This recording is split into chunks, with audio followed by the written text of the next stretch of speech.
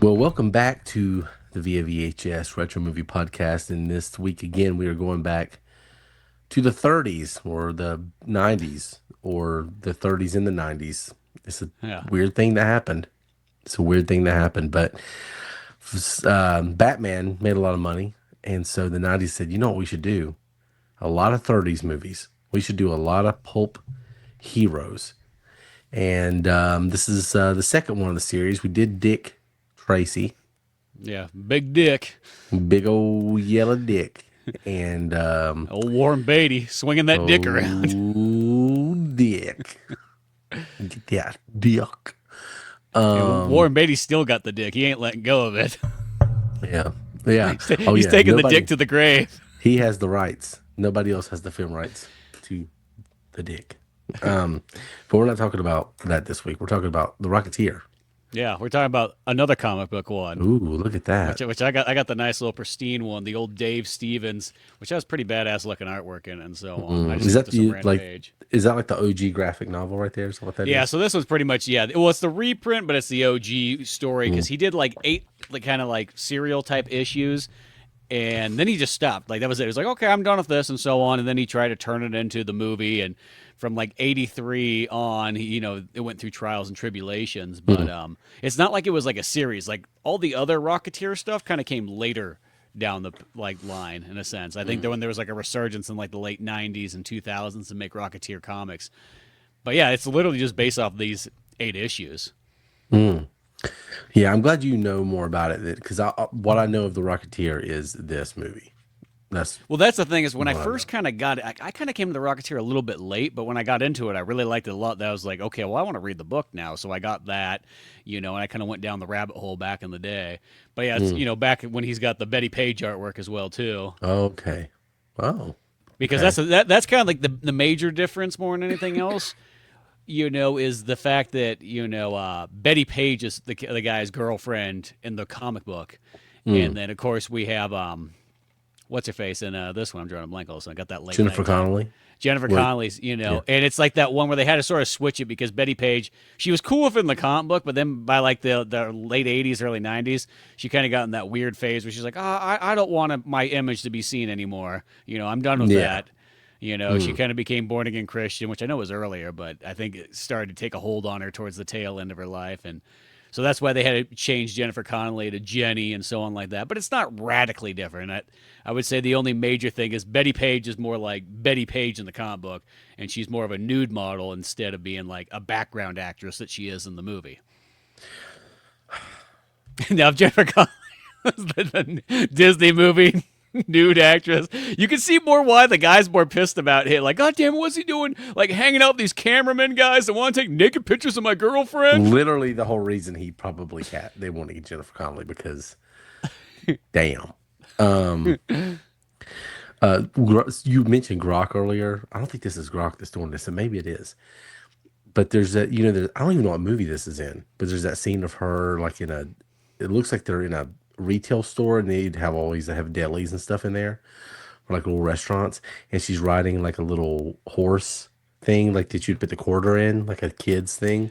Oh, I think I literally watched this movie. I want to say that you're thinking about like when I was in the hospital. I was just like had time to kill and I was flipping through. I was like, okay, in the middle of the night, and I want to say, shit, what was that movie called? I literally want to say I watched it. It's like very early '90s, like same time period as Rocketeer. Yeah. And it's like her and I almost want to say Matthew Broderick or somebody who's very Matthew Broderick like.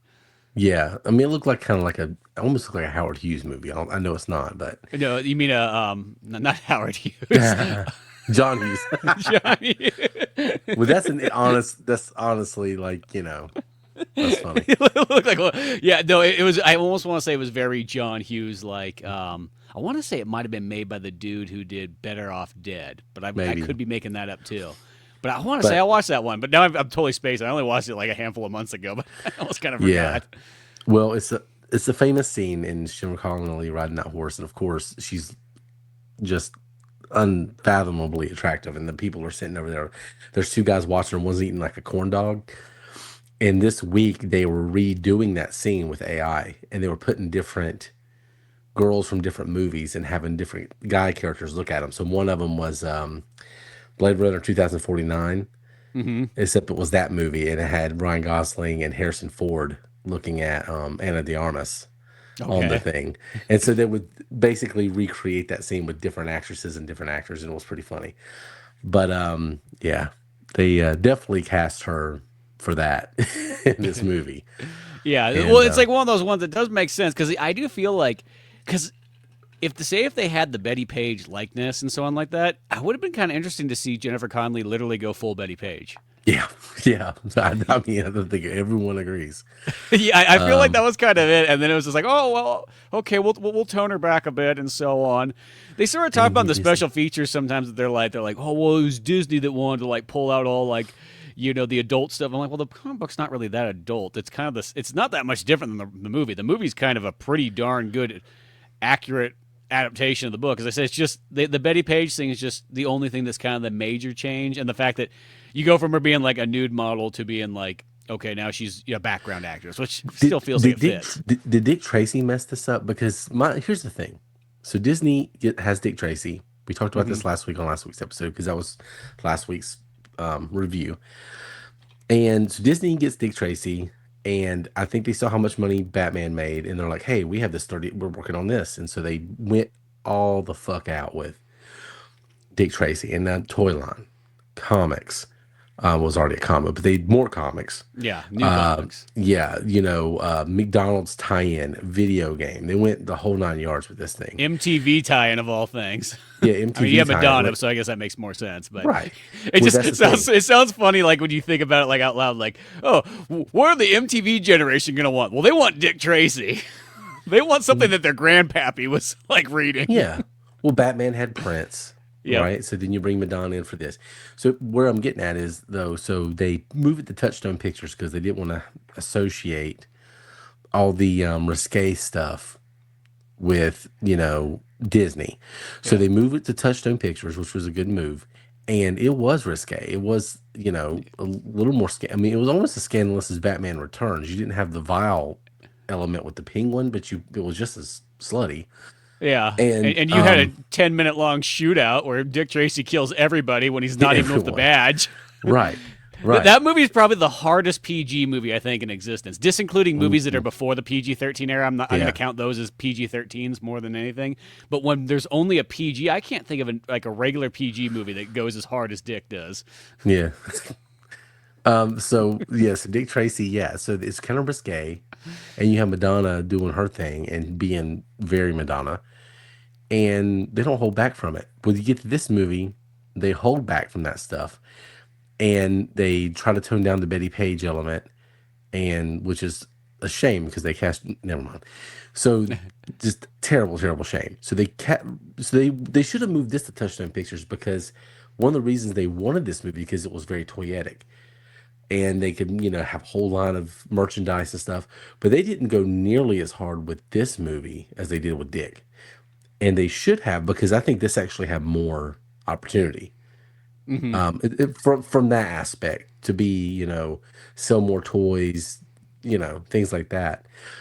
And I'm wondering if it was because they went so hard with Dick Tracy that they just were scared to do it with this. I mean, I don't know, but it's weird that they just the year before went absolutely ape shit with one movie, and then the next year they have a movie that's objectively better and more toyetic and more marketable, and then they were so restrained. So it's a weird thing. No, and I think that kind of was it. I think that kind of Dick didn't make the amount of money that they kind of wanted, but Rocketeer was already kind of like rolling. That like they're like, what can we cut out? I think that's sort of what they did. So they had some toys planned. They kind of cut them last minute. They kind of cheapened out. They had that video game that came out. I played through it like a couple days ago on the Super Nintendo, and it looks nice. It doesn't play the greatest, but it looks nice. Pause for coughing.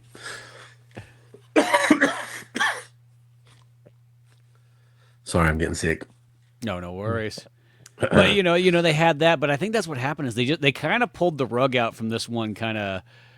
Prematurely and didn't let it kind of ride. Because this is one of those movies that I feel anybody who watches it generally really loves this movie. But the thing is this one kind of got hidden. I mean, I didn't see it till the 2000s. I didn't even know about it when I was a kid. It kind of came to me a little bit late, and that's when I got the DVD which is kind of like the old kind of crappy white Disney DVDs that are probably on a single layer disc. And this is what Yeah. I watched it on, but like the quality's kind of a little bit weak, you know. It doesn't Yeah. look nice on a 65-inch TV, I'll tell you that. At Well, least it's interesting. widescreen enhanced, but that's Yeah. it. No special features. And sadly, I want to say there's a Blu-ray that they put out like for the 30th anniversary, but it had no special features either. So they've kind of like still kind of squandered this movie, even as though it's gained more popularity as time has gone on. Yeah. Sorry. I'm so sorry.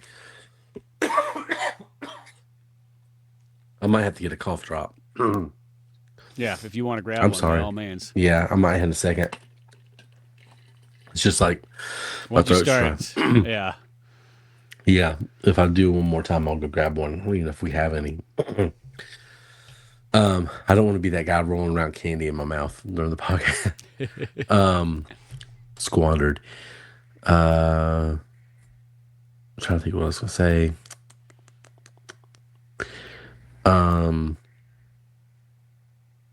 You're talking about the video game. I was talking about that kind of beforehand, but I was talking about more just Disney kind of like squandered even like the later day releases. Like when Oh pretty yeah, much yeah. a good example was physical when media. Captain America, the first Avenger came out, which you got the same director. What's his name? Joe Johnston. Yeah, Joe Johnston. That felt like the time that like you could have had a great resurgence of the Rocketeer because people are really Yeah. into Captain America. It's like, well, here's this movie this dude did beforehand. You know, it kind of fits in the similar vibe, you know, but Disney didn't do anything. They just like, whatever. Here's a Blu-ray, bare bones, you know. Yeah, they interestingly enough, it is on Disney Plus. Yeah, which Dick When Dick- isn't. Yeah, Dick isn't. You can't put Dick there. Disney Plus doesn't want any Dick rolling around. They don't want that Warren Beatty Yeah. Dick on there. Yeah. Okay, I'm sorry. I'm gonna go get this goddamn thing. Hold on. So yeah, it's like, you know, you got this movie, you got a Joe Johnston one. They got him doing Captain America, the New Avenger, and everything like that. It seemed like a perfect time that you could have brought a cool double disc Blu-ray special edition out. And Disney didn't do anything. I don't think they did anything for a Blu-ray until like the 30th anniversary, which was, you know, 10 years past Captain America, and it was still just a bare bones one, no different than the DVD. I think all it's got is a theatrical trailer. No audio commentaries, no behind the scenes, none of that, which is such a bummer because this is one of those movies that's filled to the brim with amazing special effects and a lot of cool stuff in here, and probably tons of great stories that are just kind of hidden. Yeah, it's weird because I remember. So I saw this movie. My family had these friends. I don't even remember who they are because I only saw them like twice. But we were over at their house, and he had just rented it, and I watched it, and I fell in love with this movie because it's so damn cool. I mean, the Rocketeer is just a cool idea, and the guy. I remember the guy saying this, telling me bullshit. He's like, "This was what the original Iron Man was. This was Iron Man, and then they changed it in the '60s." And I remembered that story so much. So when later on, when I got older, I'm like, oh God, that guy was full of shit. Because I'm pretty sure I repeated that at school at one point in time. This is what Iron Man was. And so anyway, this guy was, yeah, he's, you know, so he gave me all that bullshit. But I watched the movie and I thought it was really, really good. And then you're right, it was just didn't play on TV a lot. I don't remember it playing on the Disney Channel. No, I never even knew about it till like the 2000s. That was kind Yeah. of like I think what happened is I went to go buy Dick Tracy because I wanted to watch that again. I did see that back in the day, so I bought that on DVD, and then I kind of fell down the rabbit hole of all the other ones kind of related to this. And the Rocketeer was the first one I went out and went, oh my gosh, this is amazing. The movie's fantastic. Had to get the graphic novel, all that kind of stuff, and really got into it. But yeah, so the advertising just was cut off. And Disney just kind Yeah. of shut that. So if you didn't really catch it in like 91, 92, maybe 93, that was kind of it. Yeah, and it didn't face like crazy competition that year. I mean, there was one really big movie, and we'll talk about that in the Tell Tape. Yeah, there's one major one that only comes out a week beforehand, one of Yeah. the biggest movies of like, I feel like our childhood. Yeah. But I mean, it's not like that. 91's not like overall an incredibly crazy year. They could have moved it around and it would have made a lot of money. And there was one other movie that had a toy line. But yeah, this movie just, they could have done so much more with it. It really feels like they dropped the ball on this one because as good as it is, it's definitely frustrating because it could have been so much better. Like it's very clear how, let certain things breathe a little bit more, do some more with the villain, change a few things here and there, this movie could have been huge. Hmm. And man, they really, really messed it up. And of course, I like the cast. I like how they cast it. I think they did a good job with it, but also like you could have got some bigger stars in there. So I don't know. Disney kind of dropped the ball a little bit, but I guess we'll talk about that more in the review. But yeah, it's kind of sad. Yeah, well, and it's one of those ones. I just think it's a really good movie that they just didn't put out that much, and I don't know, they just kind of lost faith in it, and that kind of made it so it just kind of broke even by the time it came out. And you know how Disney is. Well, on to the next thing. Let's go find the next cash cow. Everybody's Yeah, expecting that Batman money, but only Batman's going to get that money. You know. only Batman's going to get that money, but I think the Rocketeer could have done a pretty damn good job. But um, anyway, I guess before we get into the full review, we should just jump on into the tail of the tape. I think so. All right, so tail of the tape. I almost said Captain America. I really did. The Rocketeer. Iron Man, the original one. Yeah, Hayward. So that's Tony Stark's dad. Uh, no, I thought his dad's Howard Stark. No, no. Yeah, basically that's that guy. But even one thing interesting about that movie is it's that time of night. We always forget names this time of night. That's like a constant theme. But Jennifer Connelly in this movie reminds me of oh my god, what's her name in Captain America? Mission Impossible.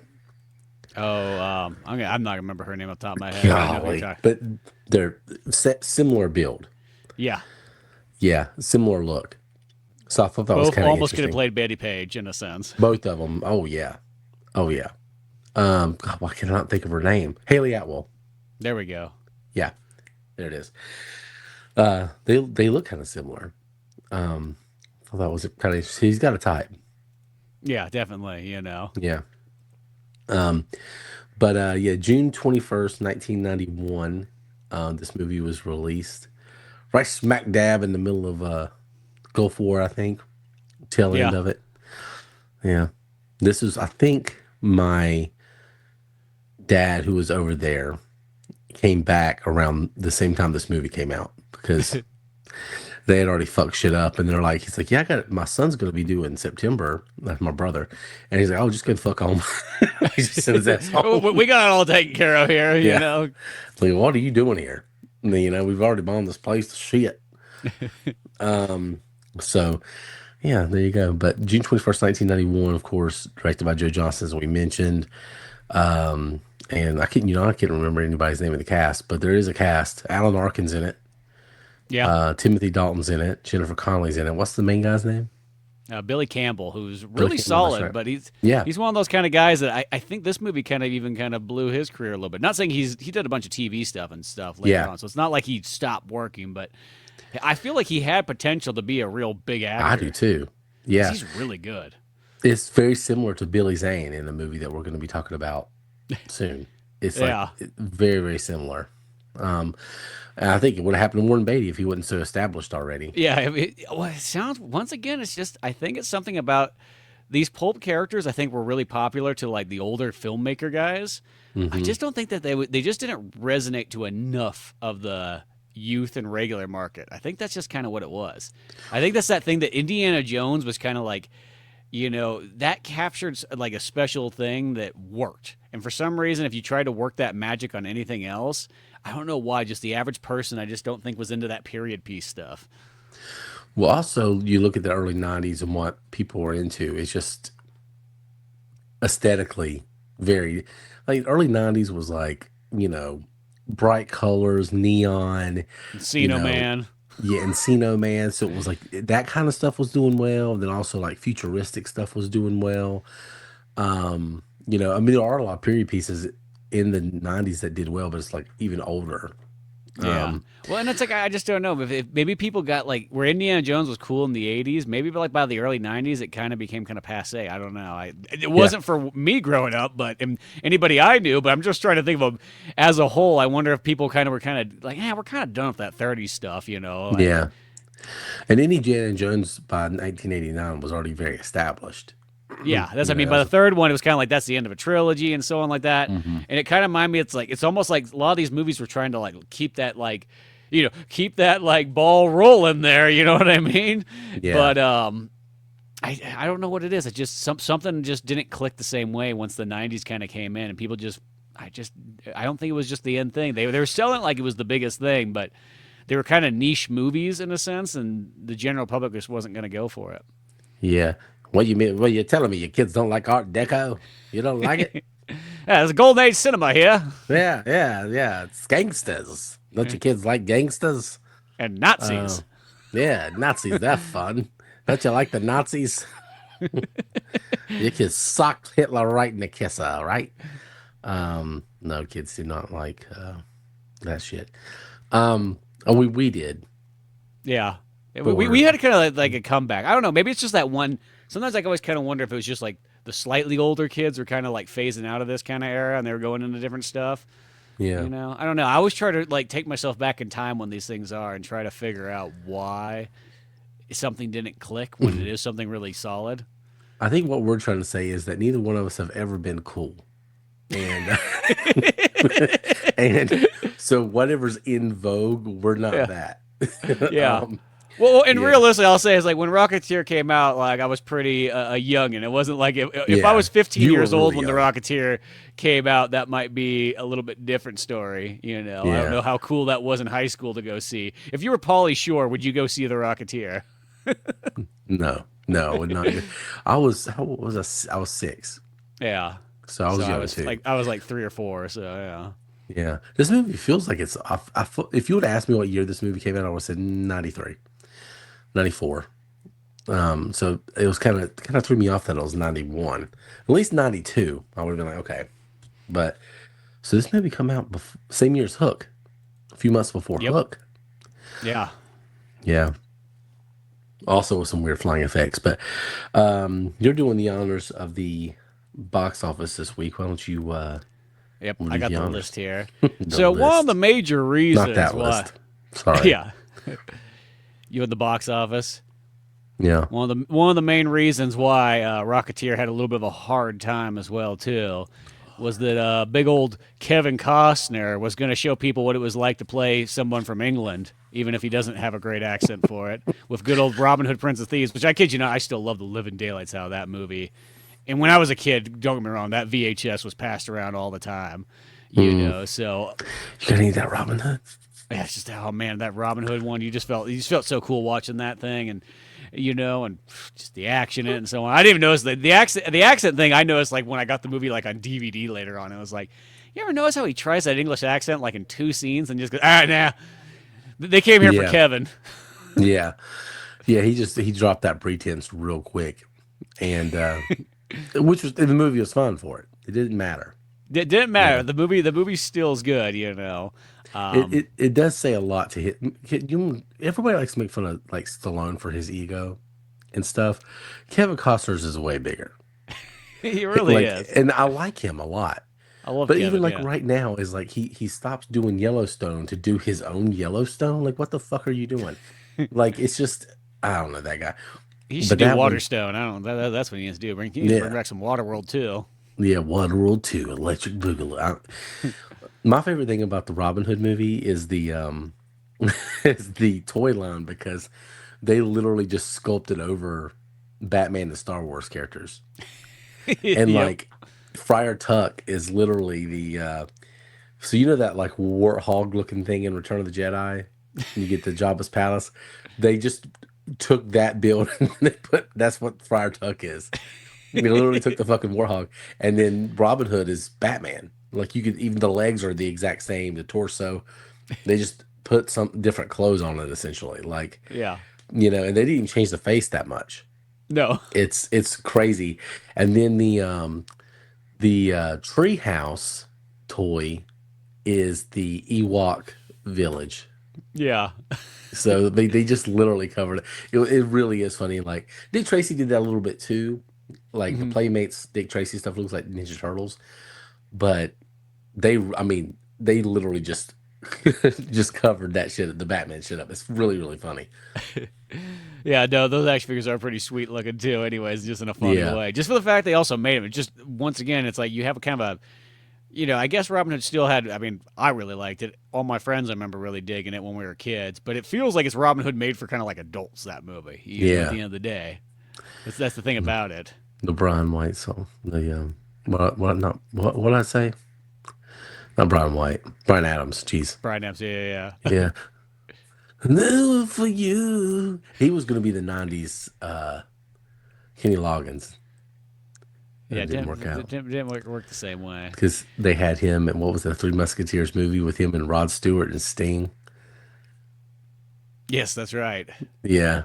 All for one and all for love. This isn't a beer commercial, y'all.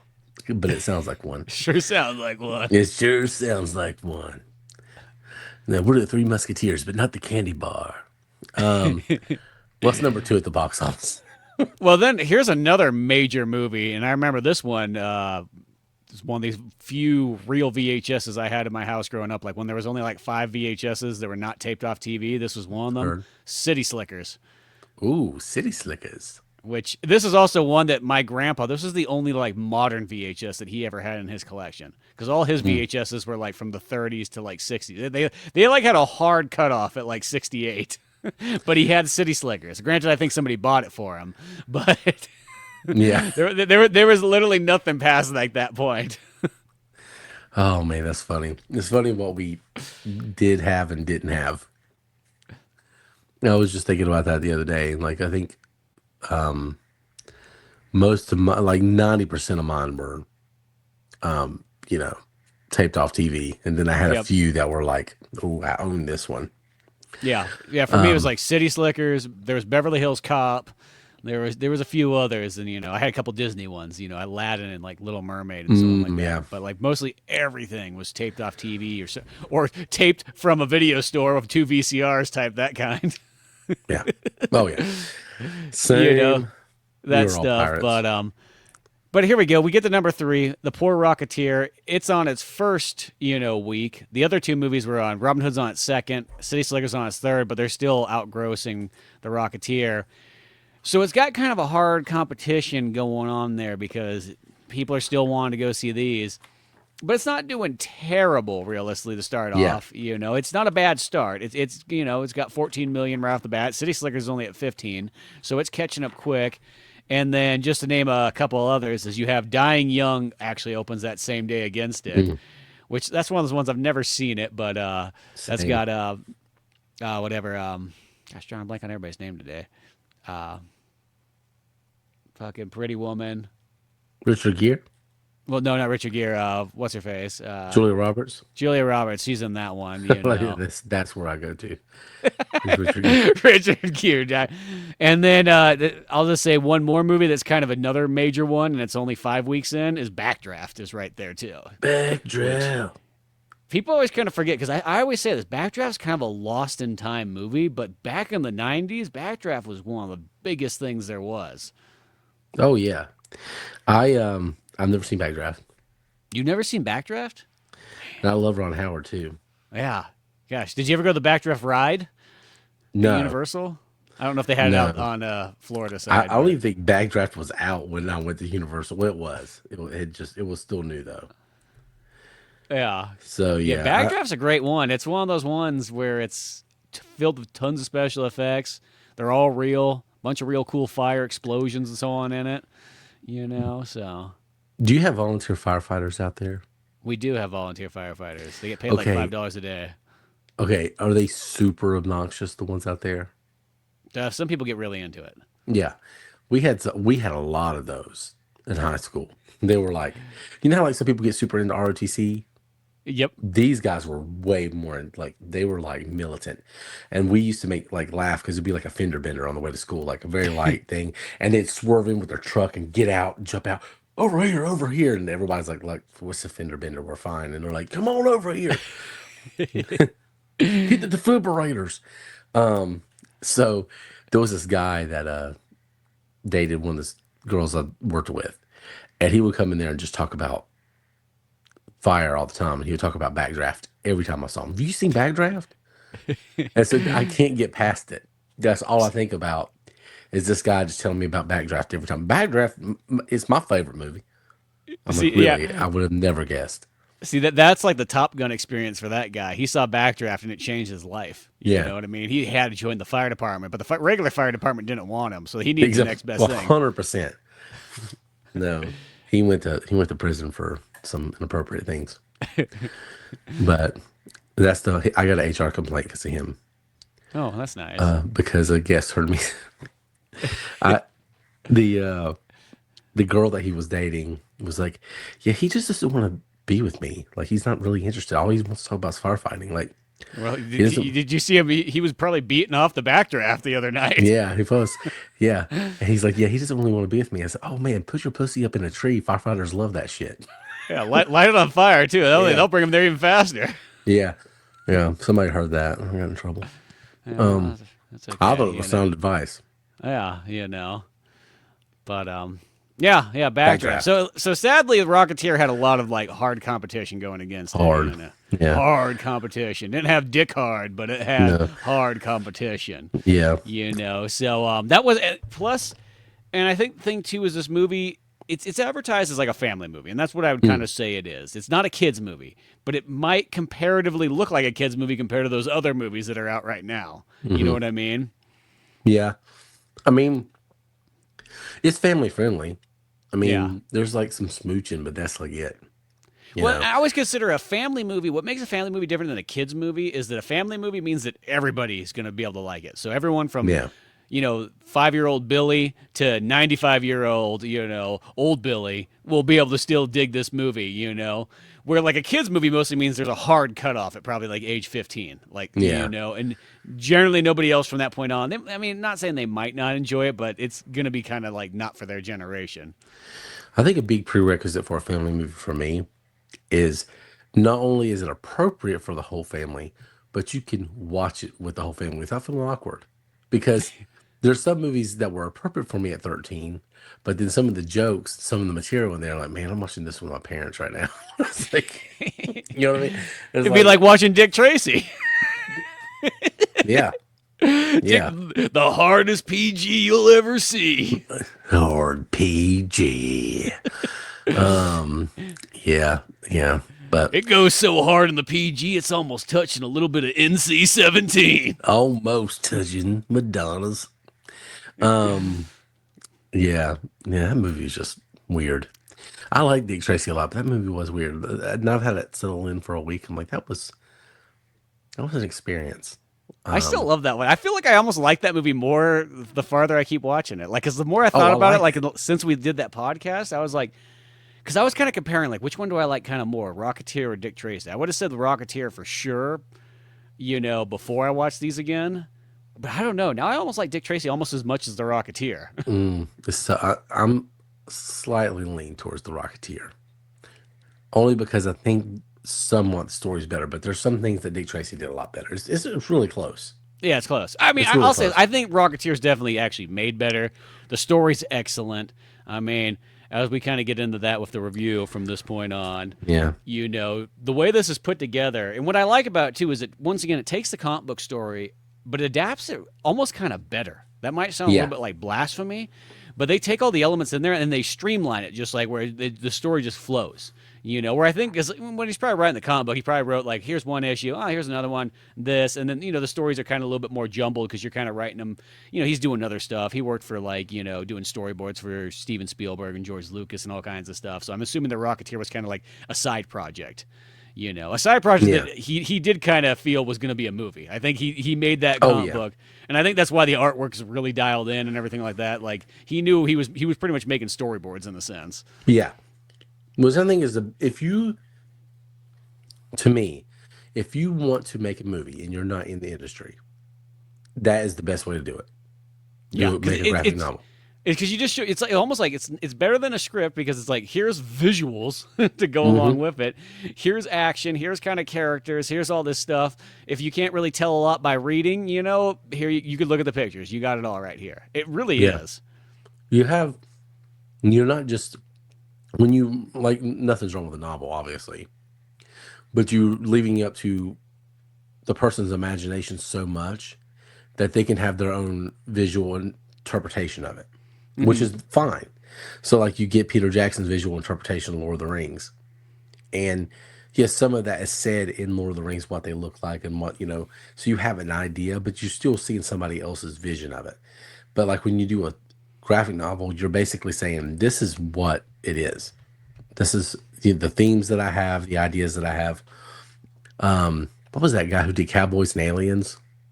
Oh yeah. That And one's actually kind of similar in this kind of category. I kind of didn't think about that, but yeah, what he did was he wanted to write a movie and he ended up writing a graphic novel. And then he started giving away the graphic novel for free, or the comic for free. hmm And he would give it to these comic book stores, and all these people would take it because it's free. Like, oh yeah, let's take it for free. And then he went to these movie studios. Look how many of these I've went through. Look how many of these I'm selling. Look how popular this is. yeah, I sold 100,000 of them of my own money. And then of course John Favreau's like, yeah, fuck yeah, and then gets a great cast for it. I love that movie. Yeah, I will die on. I it's love fun. Cowboy. Yeah, Yeah, Paul Dano too. Yeah, Harrison. You got Indiana Jones and James Bond in that movie. yeah. What more can you want? That movie fucks. I don't care what anybody says. Anyway, Shit, the Rocketeer is almost Indiana Jones with 007 because I'll say this. You know what this yeah, feels like more than anything? It feels like an episode of the Young Indiana Jones show.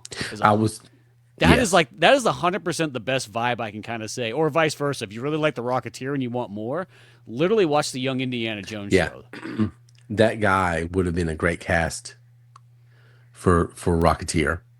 Yeah, this guy actually almost would have been, a great young Indiana Jones. Yeah, If you didn't have shit, what's his name from Boondock Saints? yeah. It's just gonna be, I it's can't gonna be that remember. night. We're just not gonna hit any names. I Yeah. just know it.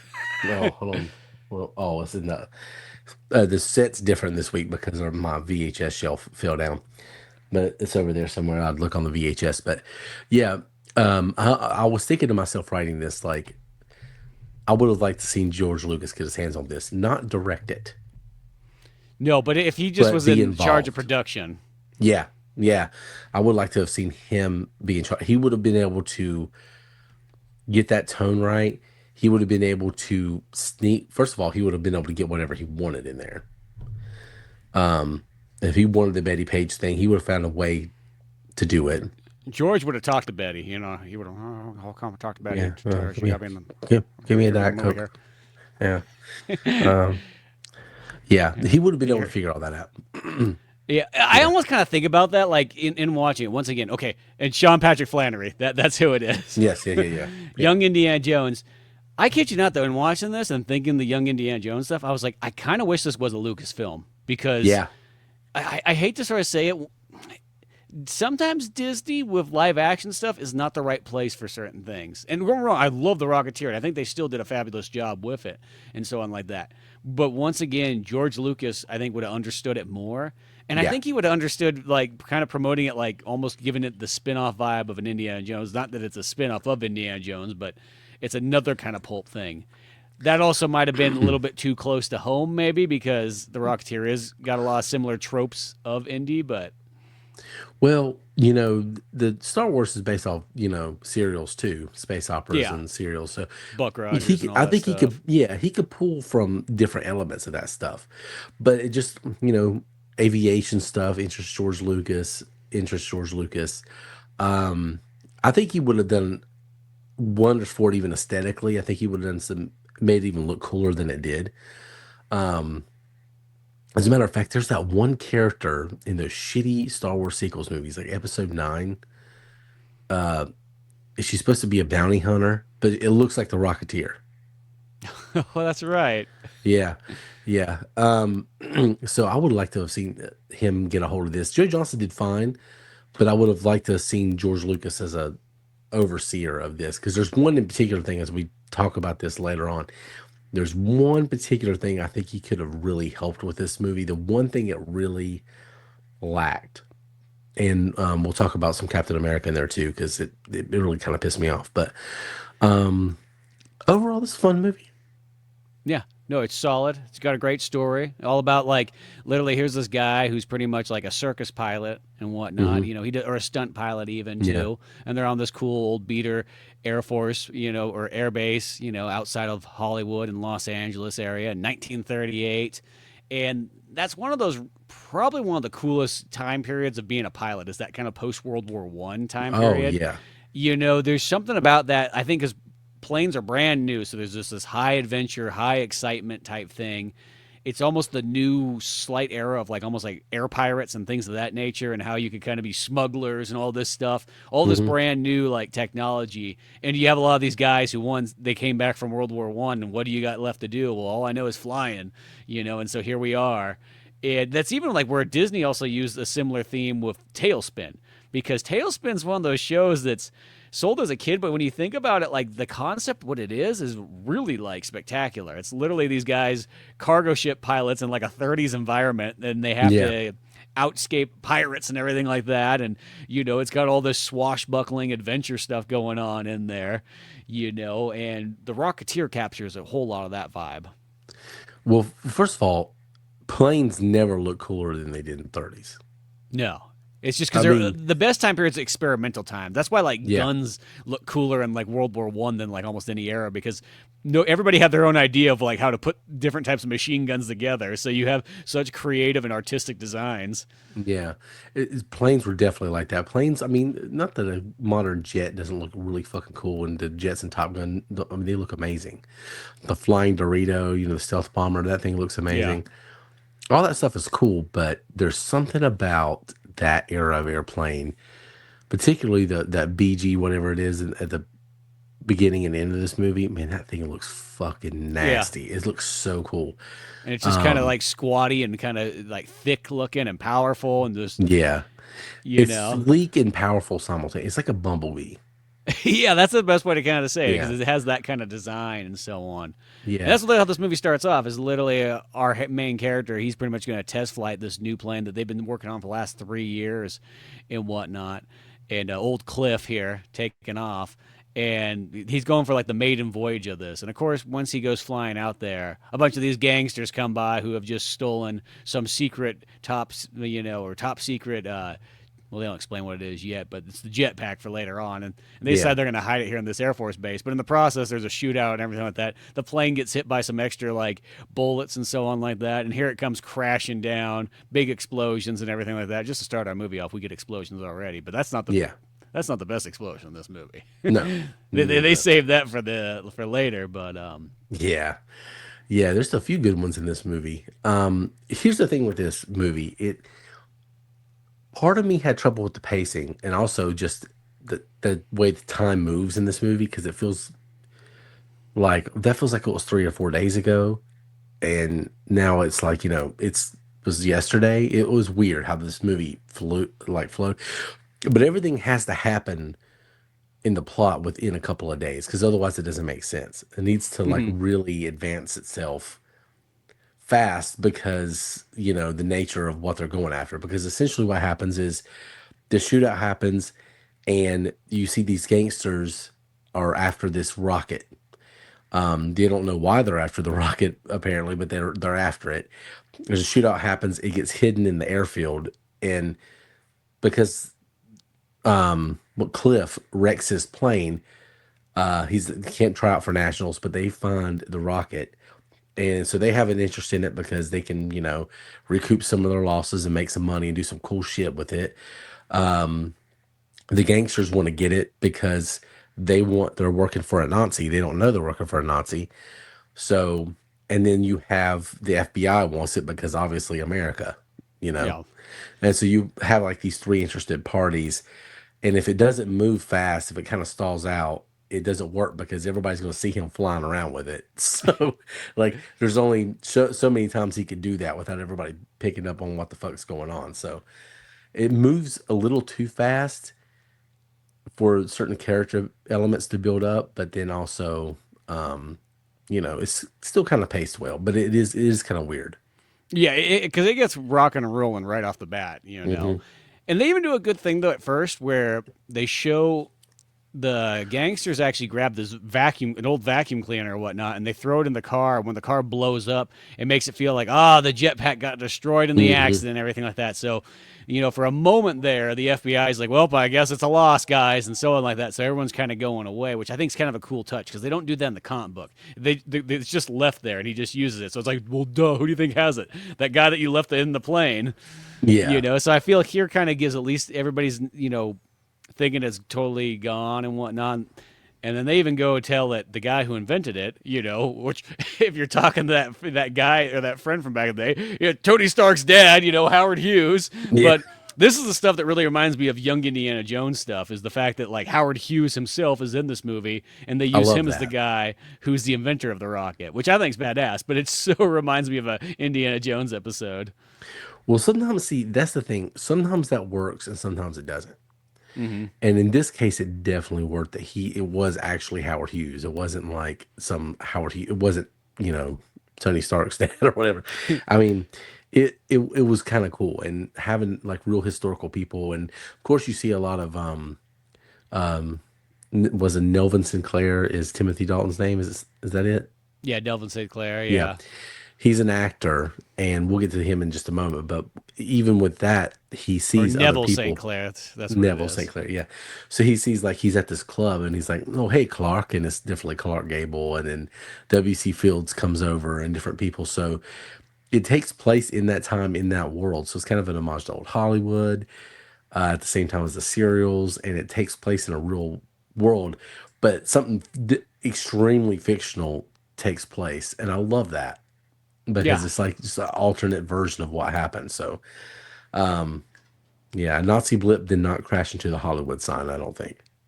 Yeah, flying over Yeah, the Getty's Museum and so on.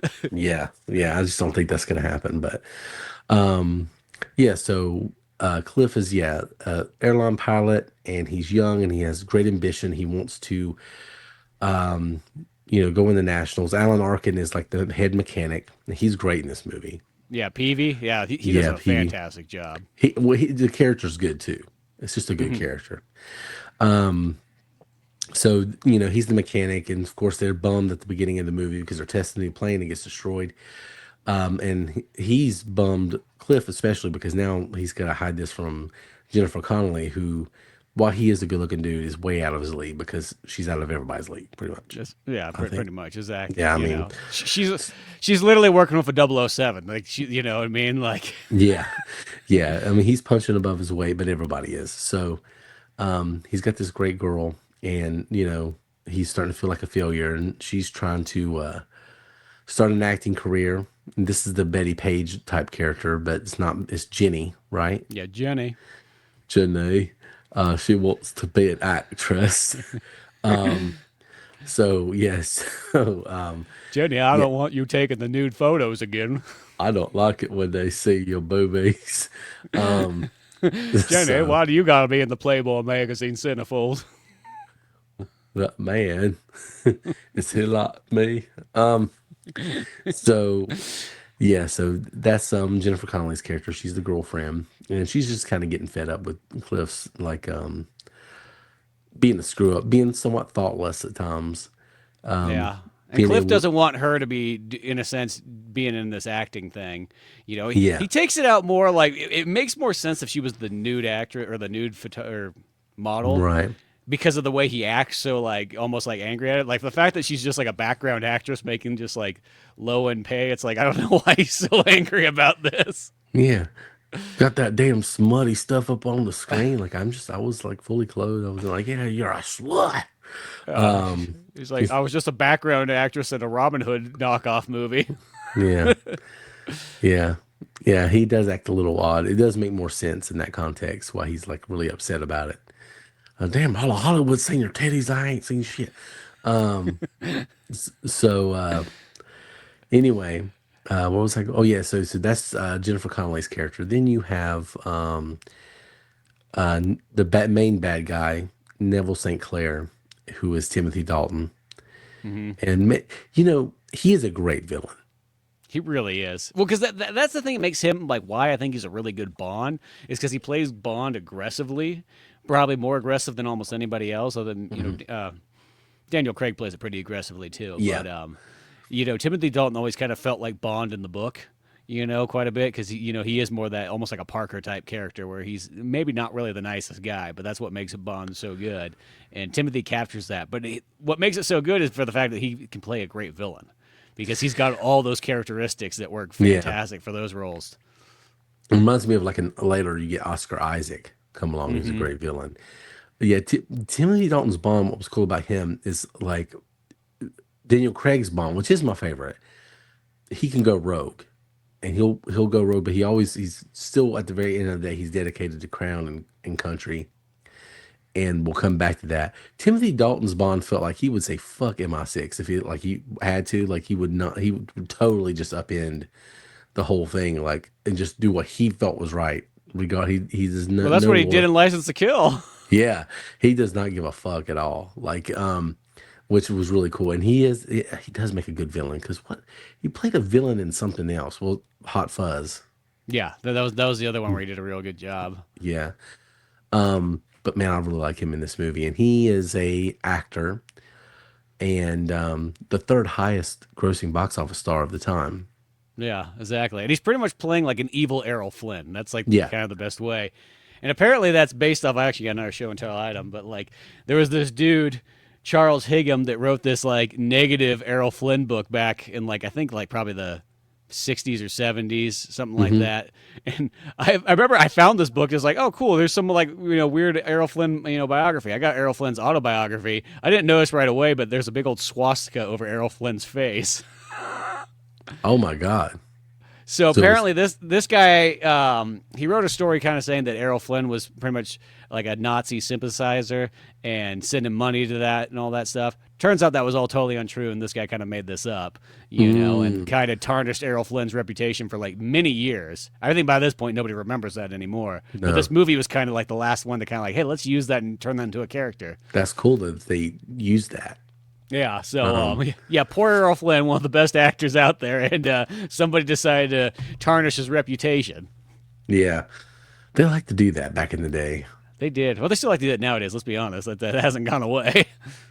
Yeah, but now they are communists. That's the difference.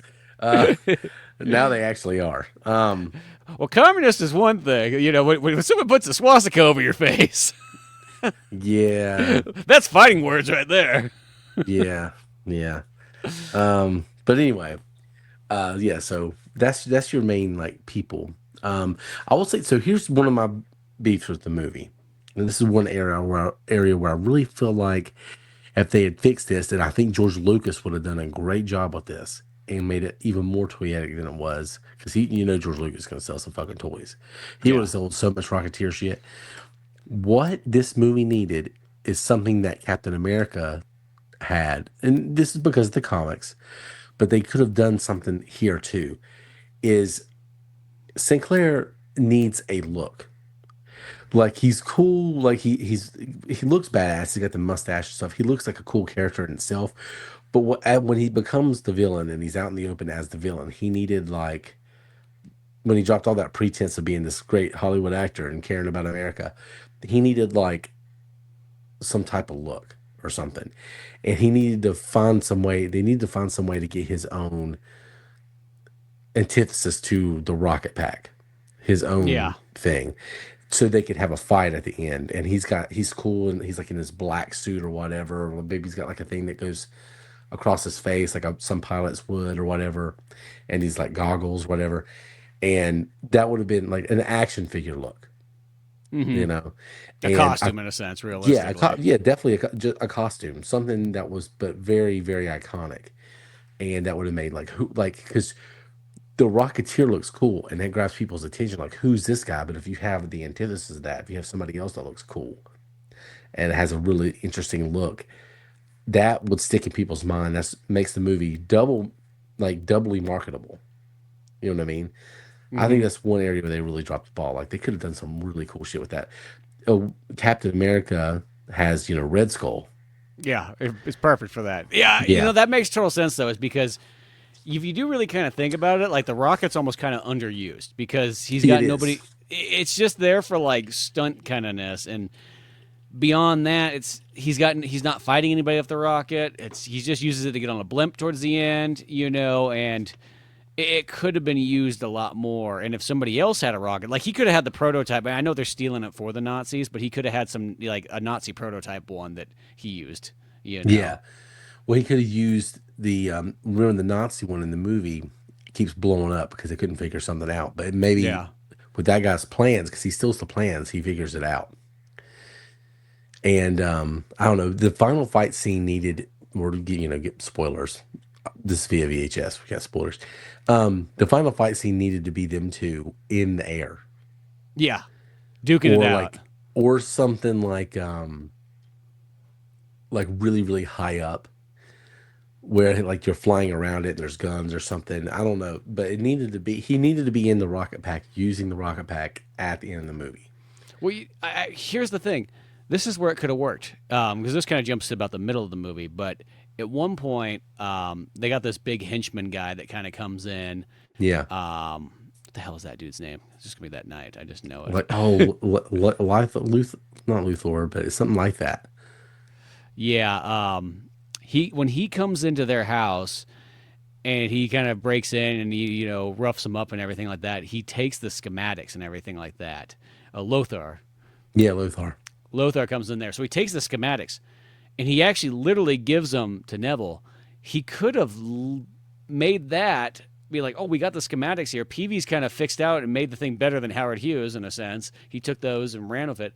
That could have been what they used to make the prototype, the Nazi one, work in a sense. And that would have explained how he got it and how they put it all together. I mean, you need a couple more days for that, I guess, story-wise, but that would have been the logical way that you could have fit that in there, and he could have had his own rocket pack at the end.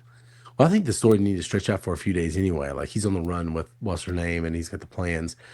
Yeah, I think that they kind of dropped the ball there. Like, he needed to have a look. He needed to have his own prototype. He needed to have, like, his villain's ending or whatever. And that was just kind of a drop the ball. But go back to Lothar real quick. That's one character we didn't mention.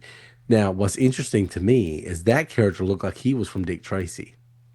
100%. Yeah, because they had the prosthetics on him and like exaggerated his face. And he looked like a mix between like John Kerry and then what's that? The asshole from Ghostbusters 2, Vigo the Carpathian or whatever. Oh yeah. I know what you're talking about. Yeah. Also, who was in The Mouth of Madness? Like you mix those two people together, and John Kerry and that guy, because John Kerry looks like a greyhound scrotum or something. But he's got the intense face. Yeah. You mix those two people together, you get whatever the fuck Lothar was. Well, and Lothar is literally based off. There's a dude back in the olden days, an actor who had like literally a face like that naturally, and that's who he's based off of. Oh wow! So yeah, he just had this big extended jaw and everything like that. Like I looked up a picture of him kind of when I was looking up things, and I was like, oh dude, that like 100%. They just made a mask of that guy's actual face. Damn. And I think he was, a kind of a giant and everything like that as well too. Mm-hmm. Yeah, we didn't talk about Lothar enough. That was a really cool character. He's kind of like the muscle for Sinclair, and basically what happens in this movie is Cliff gets the rocket pack and he's like, "Hey, we're gonna do some cool stunt shit," and does some cool stunt shit. The guy he saves in the plane, you don't see him in the movie anymore. No, that's true. Yeah, the guy who decided. Well, the whole point was that they need to make money to keep their business going and so on like that. And Cliff's supposed to show up and do this kind of clown act because that's the only thing left. And the guy who has the promotion and everything like that, he's like, "Hey, you got to put the clown suit on. That's what you're going to do, Cliff. That's all you're good for." And stuff. And since Cliff doesn't show up, the old pilot dude, because we also forgot to mention this, there's this cool bar or restaurant that they hang out at, cafe. It's like called like the Bulldog or something like that. And it's literally the shape of a bulldog, which apparently that was like a real chain of restaurants in LA back in the day. Oh, wow. And there's still one, I think like there's an automotive museum somewhere on Route 66 that actually still has one of those bulldogs inside it that you can go look at. That sounds pretty right. badass. Yeah. Because that's one of those things, you look at that in the movie, and it's almost like so radical that you're like, that's either got to be something real or somebody just really wanted to make a restaurant and a dog. Yeah. and the fact that that actually was something back in the day is kind of cool. Yeah, I feel like there's a lot of little roadside places like that because now people are driving around in cars, trying to, figure out what that is. Yeah, it's the early days of Route 66, which sadly they just cut Route 66 off with whatever 240 or whatever the highway is now. Yeah. Because like I know when I drove out that way, like I drove past Route 66 many a times going to like Tennessee, but Route 66 is just on the side, and then the Yeah. major highway's there, and Route 66 just looks sad and nobody's on it anymore, which is Yeah. kind of a bummer for how historic that is. 240, 40. Charles Kuralt is from North Carolina, and he went to Chapel Hill, and he was one of the first people in America to get to drive on I-40. Really? And yeah, and he drove from North Carolina and Wilmington because that's where it starts, and it goes all the way across to California. And he goes, I got to drive across the whole country and not see shit. Oh, it really is one of the most boringest drives. Yeah. 90% of it goes through nothing. Yeah. Literally nothing. Yeah. I mean, it's pretty. I'm on 40. I'll be on 40 this weekend, but Yeah, it's probably fine. Well, it's fine like at probably the beginning and the end. It's all Yeah. that in between. It's like the Texas part has nothing. The Oklahoma part has nothing except for Oklahoma City. Arizona has like half of it's kind of cool, and then it just dips off real quick. Same with New Mexico. never been to Arizona. But yeah, so basically, Cliff has the rocket pack. He ends up doing some cool stunts with it, and all the reporters and everybody goes absolutely crazy. And then the Paul Sorvino, who plays one of the main gangsters, like the head gangster, he's kind of at odds with St. Clair, but he's working for him to try to find this rocket pack. He does not know he's a Nazi. He just thinks he's an asshole. And so he's at the air show because they know that rocket pack is at that place somewhere. They know it's around. And he just told his guys to double back and check for it. So they see it. So they know he's got the rocket pack. The whole city of Los Angeles now knows because all the reporters went ape shit and were talking about it, calling into their office like, yeah, there's a guy in a rocket pack. He's a rocket man. We should call him Rocket Man. And so now the cat's out of the bag, so everybody fucking knows that it's around. And it's a matter of time before they figure out who has it, who's in the suit. And that's basically where the movie goes. So you have the FBI looking for it. You have the gangsters looking for it. And then the gangsters are proxies of the Nazis who are looking for it. They just don't know that they're being used by the Nazi. Yeah. So. And at one point they track him down that Bulldog Inn, and they go in there literally looking for Cliff and Peavy, and they've been like hiding up in like the attic and whatnot. But what they find there is that's where they find a picture of Jennifer Connelly on the wall that says like to Cliff and everything, and they just kind of cross everything together and go, oh, here it is, this is it. We know who this is. So they take that to Neville and go, hey, this chick that's been messing up on your movie set this whole time? That's the girl right there that's, Cliff's boyfriend. He has the rocket. So then Neville starts to be the creepster on her and takes this poor 19-year-old girl out. Really Even creepy. if you're 007, I don't know what it is. It still seems like... Yeah. Maybe if he was still 007, you wouldn't think too much of it. But like the fact that like now that he's the bad guy, evil Errol Flynn... Yeah. Well, it works to me, it's good writing for a bad guy. I mean, that's something a bad guy would do. Yeah. Exactly. And it just pisses Cliff off, of course. Chloroform. Yeah, he smelled it out. Yeah, so yeah, he chloroforms her, takes her back, and so of course she gets kidnapped because they realize that she's, what's going to draw out Cliff, who they know now has the rocket pack, and he is the Rocketeer.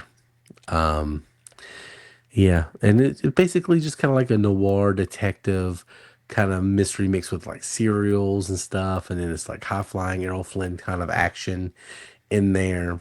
It's weird. It's kind of like Errol Flynn kicking Errol Flynn's ass in a weird way. Yeah, it kind of has that because Errol Flynn feels like he would almost play Cliff if this was like a 1938 movie in a sense. Yeah, and then the other person's playing Errol Flynn, so Yeah. it's like it's really really interesting. But It could be Basil Rathbone could be the bad guy if it was back in the day. what a cool name! I know. That guy's the top best. 10, Yeah. top 10 coolest names. Plus, and that guy Ever. played the heavy all the time, and then he played Sherlock Holmes. That's how much of a badass he was for like 10 movies. I did hear what the coolest name of all time was. So like the Marlboro Man from the 70s and 80s, like the main Yep. like guy, The maybe guy at all some the of ads? 60s. Yeah, his name was Dick Hammer. That's the Marlboro Man right there. Yeah, and I found this out because his son, grandson, sorry, is Sam Darnold, who plays for the Seahawks and just won the Super Bowl. Oh, okay, yeah, Yeah, and he's like, yeah, my grandpa was Dick Hammer. Yeah, the Marlboro Man, but Basil Rathbone's like next to Dick Hammer, I would say. yeah. Sheriff of Nottingham and Robin Hood. Yeah, total badass. Third, I'm giving it to Dick Trickle. Yeah. So old Dick Trickle. But yeah, I mean, this is a fun movie. Here's my other critique. So one critique was the Neville St. Clair needed more identifiable look, something more iconic. There needed to be a fight scene at the end in the air with the Rocketeer being the Rocketeer, and that was what this film needed. The other thing is that they did such a good job of paying homage to the 30s and adding so many of those serial elements in there, making it feel like a 30s movie and it's Art Deco, that sometimes it doesn't feel like the movie has its own personality. It's And almost it needed some of homaging a that. little too much. It It has that is. thing that like somebody takes like here's these 15 things that I really like and I'm going to jam them all into one story. So it almost comes across in a weird way like nothing's really original at the same time. Yeah. You know, because especially when you kind of learn more and more stuff like that bulldog thing, because like I would have guessed just reading the comic or watching the movie, they're like, oh, that must just be made up for it, and you go, oh no, that's just he just take that. I mean, even when you think about it, he just slapped Betty Page into his own comic book. He's like, I didn't even have to make a character, I just literally put her in there, you Yeah. know. So you kind of think about it. I'm not taking away from it necessarily, but it's not. It looks cool, but then when you kind of start breaking down the pieces, it's not as original as you would kind of want it to be. And I think that's what makes it kind of feel like it's a little bit confusing because it does feel like when if you would have asked me back in the day the first time I would have saw the Rocketeer before I had any knowledge of like how it was made and when it was made and all that stuff, I would have been like, oh, I guess it would have been probably a comic strip from like the same time as the Phantom and Dick Tracy, and all those ones then, and Batman and all that stuff. And then when you realize like, no, it came out in '83 is Yeah. when that book came out. So you're like, oh, okay. That's but then when you start seeing everything put together and so on like that, and just everything it's sort of capturing, it is just sort of a hodgepodge of like, in a sense, no original ideas, but if you combine enough things together, it makes it feel original. Yeah. It's like, they said, "Hey, what was going on in the 30s?" And you look up pictures and you find, oh, this was going on. And you shove that in there. And it just feels like the only place this movie feels has any originality is the relationship between Cliff and Peavy. But even that feels like Marty and Doc a little bit. It's Yeah, like, it's a very Marty and Doc feel. it's a very Marty and Doc feel. So, because I saw that they said they ripped off Back to the Future a little bit too, and I was like, when the critics said that, I'm like, what? And then I thought about it. I'm like, oh shit, what? I see what they're talking about. It has that. It has the Doc and Marty kind of element to it. Not as strong though, but No, but it may the second that you bring it up, it's like it makes 100% sense. I see it right there. yeah, yeah. It's just I don't know. The movie just got too caught up in trying to really try to capture that spirit of the 30s, which it does a great job of that. Hmm. But it did so. It's the problem that Star Wars has now, where everybody, when George Lucas made Star Wars, he was like, I liked Hidden Fortress, I like Kurosawa, I like race cars, I I like like Dune. spaceships, I like Dune, I like Lord of the Rings, I like westerns, I like all these things, and I like space operas. And I want to make a space opera that has all these elements of these things I'm really passionate about. I want to have World War II dogfights. I want to have these things. So Star Wars was inspired by those things, but it's all the stuff that George Lucas liked, and he made his own thing with it. And you see elements of that other stuff in there. And Hmm. so now when people make a Star Wars movie, they're trying to make a Star Wars movie. They're not using the things that they love and adapting it to that world. You know what I mean? They're Well, not that and there's nothing really original put in like the last handful of Star Wars movies because at least that's the right. thing about the prequels. Is the prequels still had like original stuff put in there. Yes. Yeah. Where like everything post the prequels kind of just feels like you're just aping older Star Wars stuff and not really adding much to the flavor and so on like that. And not saying You're that a couple of them aren't making interesting, but yeah. Yeah, you're making Star Wars movies as opposed to just making a movie and setting it in that world. And this one kind of feels like this is just like paying homage just to the 30s, and it doesn't have its own real identity. Like ironically, the most original thing about it is the Rocketeer himself. But even that, there's a lot of those kind of jetpack characters from the Yeah, 30s and 40s. So realistically, they just kind of slap a new guy onto them, yeah, And Buck Rogers, I mean, has a jetpack and everything like that. that's So true. Yeah, in a sense, that's not really super original. It's weird. And the more I think about it, the more we kind of like start going there, it's like, oh yeah, I guess the Rocketeer is not. It's one of those things. If it's your first experience seeing it and you don't see anything else of that kind of nature, I think it's very groundbreaking and almost like, oh my gosh. But then it's sort of like a Tarantino movie. If you start seeing all the movies that Tarantino was inspired on from when he writes you could kind of go, oh boy, I see where he got this, and that yeah, from. yeah, And then you kind of go, wow, he just did like a 90s version of this, 70s movie. That's pretty much what it is at the end of the day. Now, once again, not taken away from it because there's all the other dialogue and all the other stuff there. But that is kind of how this one feels. Though it does do a great job of kind of encapsulating what it was like to see a 30s action movie. yeah. And that's what it is. It captures the spirit of a 30s movie. But like the thing is, they could have made it still. Indiana Jones is a great example.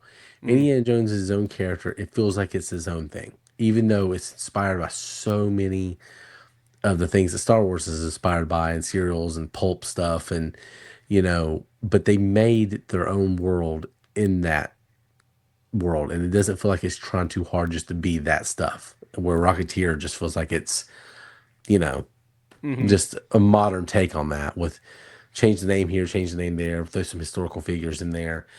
It's still fun. It's still good. I would have definitely liked to have seen more.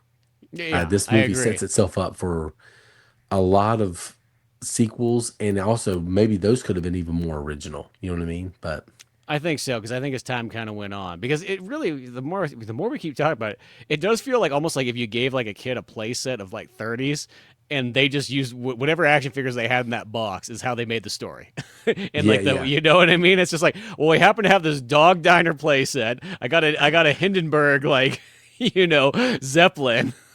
yeah, I got a guy with a jetpack here, I got a couple of, like model airplanes, and I got a Betty Page action figure. Why there's a Betty Page action figure in here? Who knows? yeah. Why did Dad have this anyway? Um, yeah, it's Why even does she just this. have a Santa hat on and nothing else?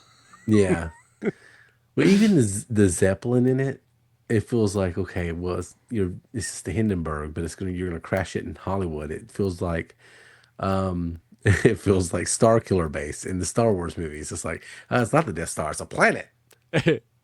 You know, like they could have had their own thing or some new whatever. I don't know. It's not a bad movie. I like Rocketeer, and in some ways, I like it better than Dick Tracy. Except Dick Tracy, while it was not being super original itself, did some really innovative stuff on screen. Hmm. Like the adaptation was like, okay, well, you're not just pulling from the story from the comics, you're trying to do aesthetically something that's never been done before. And the Rocketeer just, it's just bits and pieces of all this stuff, and that's all it is. But it's Yeah. fun. It's still good. It's It's still good. good. I feel like at the very end there, we were almost like tearing this thing apart from like the seams, but I It, don't mean it like that. It just kind of happened that way. I it's didn't got think. one major flaw, and that flaw is very glaring. Yeah, Yeah, it's just that. But yeah, I will say when it comes down to our explosions of the year, though, yeah. it definitely has a top dog contender in this one, and that Zeppelin explosion at the very end. It apparently cost Fucks. $400 million to shoot. I don't know how, because I thought it was done of a model, but that must have been one expensive ass model then. Look, it costs how much? They say it cost 400,000 not 400,000. My bad. Oh, I was gonna say. Well, I mean, I could see that. I could see that. Yeah. Yeah. It's so it's a cool explosion. It's weird the way it looks on screen a little bit because you got Lothar, this giant dude running, and it's like blowing up in sections. So it looks really, really cool, but it also looks kind of weird. But so there's two at the end that are good, and I don't know the one I think I like better than the actual Zeppelin blowing up is Neville St. Clair. He steals the jetpack, but they pull the little bubble gum, this little thing, little side thing they have joke going on throughout the movie that actually ends up meaning something. And Neville St. Clair crashes into the Hollywood sign. The Hollywood land side at this Hollywood point. land sign, yes, and it blows up, and that's really, really cool, and it says a lot there, and it's like, really interesting. But then you have the Zeppelin blowing up too. I think this one's really tough to say which one is the nominee, because we can only have one nominee from each movie, because Yeah, again, exactly. if it doesn't win the movie, then how's it going to win the whole competition? So Yeah, so it's got to be there. But the Zeppelin blowing up is kind of almost like the equivalent of like the pirate ship blowing up in Cutthroat Island. Not nearly as good as yes, Cutthroat. Nothing's as good as Cutthroat Island's no, explosion, um, but the Zeppelin still is pretty badass, you know. But then again, once again, it's like having the Hindenburg movie. They did that in the, the 70s. the Hindenburg has been blown up more fictionally than it has in like. There's been several different like fictional scenarios of the Hindenburg blowing up. Even though it's not technically the Hindenburg, it's just a Zeppelin. But like, one really cool shot from this movie is there at the Griffith Observatory and the Zeppelin flying overhead. It's really ominous. Yeah. Well, there's Yeah, something so cool about Zeppelins. It's like one of those ones I always kind of they sort of just disappear post World War II, but like in World War One and Two and all that time period when you just have these big old giant blimp things flying over and so on like that. they're very ominous. They're very Yeah. scary. Like I feel like if I was in that time period, and a bunch of airplanes flew overhead, and they were bombing the shit out of everything.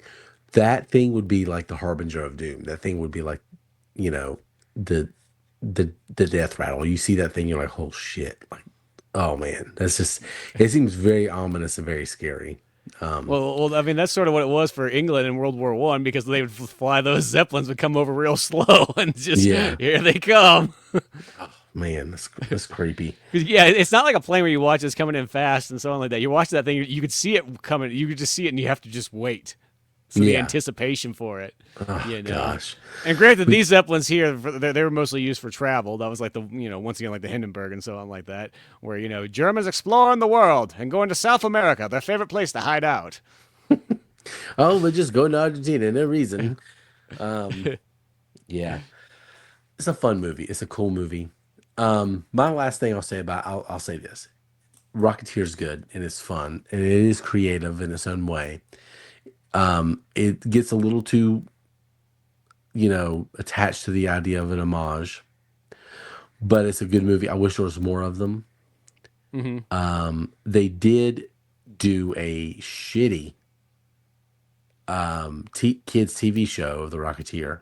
I heard about That's this. on Disney Plus, and it's about like Cliff's granddaughter, and she's got like the thing. I think it's a girl. I may be wrong. I think it's No, a little I think girl. you're right. It's a little girl that gets the rocket pack. Now, if Cliff was playing like old Indiana Jones from the Young Indiana Jones one, and he just got into situations where he just chewed out people that were doing their regular job and then had to tell them a 40-minute story, I would watch that. Oh man, Because once again, that that's I almost forgot like about what the old man and the old man Young movie. Indiana Jones. It literally is almost you could say it's like the best and worst part of Young Indiana Jones all at the It's the same time. worst. It's the worst, but it's the best in an ironic way. But it's definitely. Because I almost sometimes look more forward to seeing what old Indy was going to do in this episode. Oh yeah, yeah. Because not every episode was good. There's the episodes of Young Indy that were good were really good, and Yeah, the other ones, especially some of the romance episodes, were just. And then it the was. jazz stuff got played out a little too much. Like it was a little too much jazz. Yeah, yeah. But Yeah, when it's good, it's good. But if yeah. you, for some reason you ever want more Young Indy, you got the Rocketeer, and vice versa. If you ever want more Rocketeer, you have Young Indiana Jones. Hmm. Yeah, I do wish George Lucas got his hands on this one though, but I do um, too, because it's one of those things where I think the movie itself, I feel it's a high bar Disney movie because it's almost Disney firing pretty well on all cylinders that they can.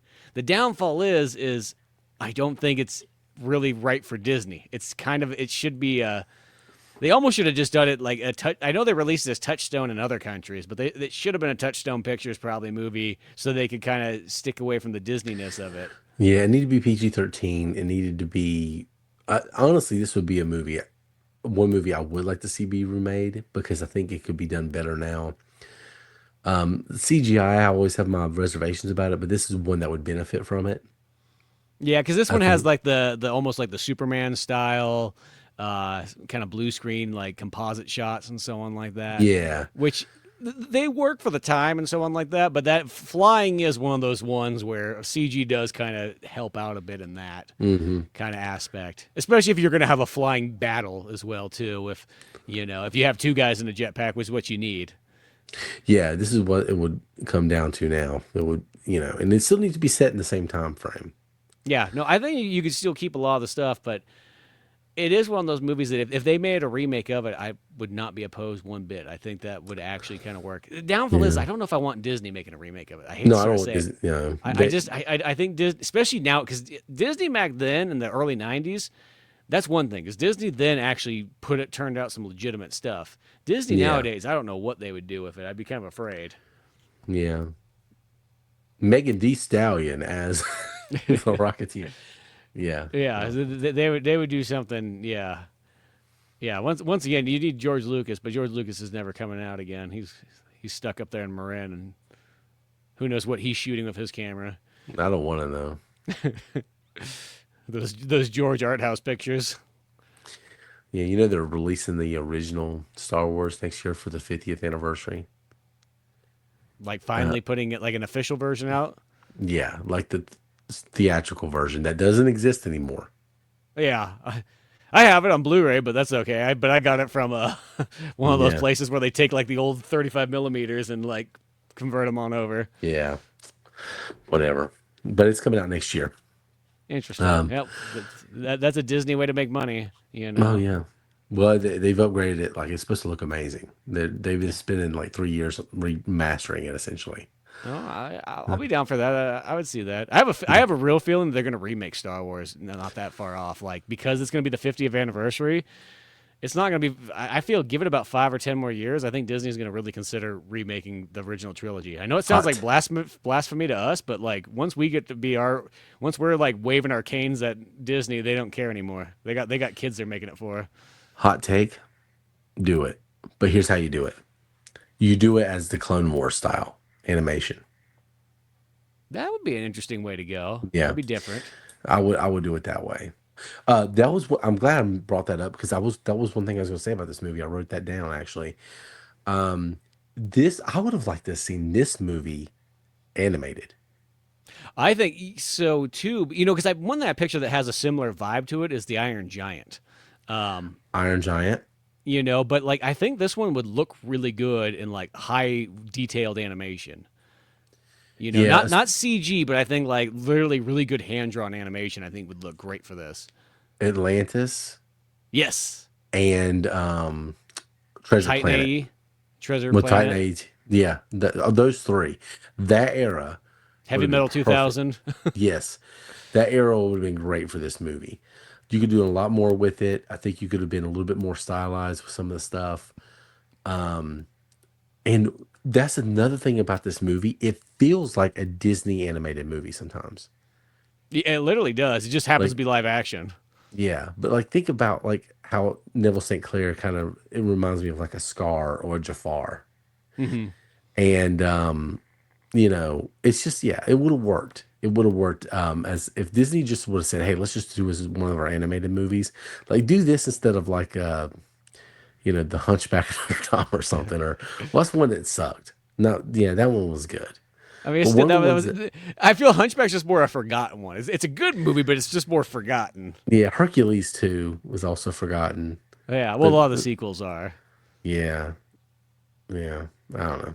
But Yeah, but hey, yeah, no. I think that'd be cool. The downfall is I think we're 2D animation is pretty much gone almost. It only comes in very, very small doses anymore, and almost nobody does it theatrically. no. There is one coming out next year though, I think. Intriguing. From Disney, I think. I have to look back into that. But they're doing some weird. It looks weird. Pixar. I think it's Pixar doing it. It's like some weird. It's just kind of like Pixar, the company that killed 2D animation, has now decided to do 2D animation. Yeah. Maybe that's what they were waiting for. They were waiting for everybody else to go away so they would have it all to themselves. Yeah. I think it is. I think it is a Pixar movie. It's doing some weird type of. I don't think it's completely 2D animated. It's some weird thing, but That would be that would be the most ballsiest thing for Pixar to do. If you really wanted to change it up, be like, yeah, well, guess what we're doing for our next movie? 2D animation. yeah, suck it, nerds. Yeah. Claymation. We're doing a Gumby God. movie. No, let's not. Claymation. I appreciate that somebody would take the time and effort to do that, but also I hate it. So anyway, well, I'm starting to get this little migraine sneaking in here, so I'm gonna go ahead and tone it down. But Rocketeer's fun. Some good explosions. So we're deciding the Hindenburg is the nominee. Is that we want to go with that or Timothy Dalton blowing up the Hollywood land sign? I think we're gonna do a little montage. I think the Hindenburg adds more to the montage. I think so. I think the Hindenburg one stands out more. It's big. It's expensive. It's a giant explosion. It is the magnum opus. It's intended to be the biggest one of the film. Yeah. So yeah, we'll go with that one. It's probably one of the biggest explosions until once again Cutthroat Island shows up. Yeah. It's kind of like the Independence Day one, where it's not completely authentic. The way the fire is, but the guy's actually not running on top of a Zeppelin. You know what I mean? Yeah. It's in the background. So I think if this was a Hong Kong movie, you would have somebody running on top of that Zeppelin at this point. Yeah, that's definitely true. We got one take of this. Run fast. Yeah. Jump. Oh, he didn't make it. Shit. Yeah. It's like when you watch Hard Boiled and you have to watch Chow Yun Fat run out of that building that is blowing up as he's running out of it. Fucking wild, man. Fucking wild. But yeah. The Rocketeer, go check it out. It is on Disney Plus. So if you have Disney Plus, it's there. Yeah, that's definitely the way to go because the DVD one is a little bit rough in quality. Yeah. Next week we have oh shoot. This guy. Yes, The Shadow. The Shadow. I got that one on Blu-ray, so I'm ready. Yeah. This is I've only seen this once. That's the only one I've never seen out of all these four. Oh, really? Checking out. So I've never seen The Shadow, so I'm looking really forward to that. I saw The Shadow one time, and it was when my son was like 3 weeks old, and I would get stuck on the couch because those little fuckers just sleep all day long, and I was like, yeah, The Shadow. It was on something. Yeah. And so I decided to watch it. So I'd be really interested to hear what you have to say about it because I'm actually surprised you've never seen it. I know, I am too. I'm surprised when I was doing that marathon where I watched The Phantom and all the other ones too. I just never got around to it. But yeah, I'm looking forward to The Shadow and I'm looking forward to The Phantom. Once again, I haven't seen The Shadow, but The Phantom also, I remember that one being really surprisingly good too. But I've only probably seen it like twice. So I'm looking forward to rewatching that. Well, there you go. So we got two more pulp heroes on the way: The Phantom, The Shadow. But thank y'all for listening to Via VHS. As always, you can find us on different social medias at Via VHS on the X and the TikTokies and all those places, and you can come yell at us over there if you want to. But yeah, had fun. Any last thoughts before we get out of here? No, I think Errol Flynn's name's been cured, and we all know that he's the greatest guy ever. Greatest guy ever. Greatest guy ever. He died of alcohol poisoning, but that's okay. That's what happens. You make it to 50, but you had hell of a life. Yeah. You had fun getting there. That's what matters. Where Olivia de Havilland made it to like 2021 or something like that. Yeah. Like 60 years later, the co-star of Robin Hood. My gosh, that's fucking wild, man. It blows my mind. It's like all those like actors of that time period like petered out in like the 50s and 60s, but all like the female actresses like literally have just died recently. Yeah, it's so weird the ones that stay around. Like you see all these people like, man, they died young, and then you get to like the Kirk Douglases and whatever, like living the fucking 104 or whatever. So, yeah, you get Martin Sheen, who's out there doing his own podcast. Is he now? He is. He's doing like the old man podcast where like, the people come on and tell stories and play or do poetry. So What? Ugh. that's what I mean. That sounds like the old man podcast. Oh, I want to have guys come on and, do a little bit of jazz improvisation, do some poetry, Wow. Oh, anyway. Well, from one old man podcast to another. Have fun with that. But anyway, thank y'all for listening. Join us next week as we continue our 30s and the 90s pulp hero extravaganza. And y'all have a good one. Via VHS is out.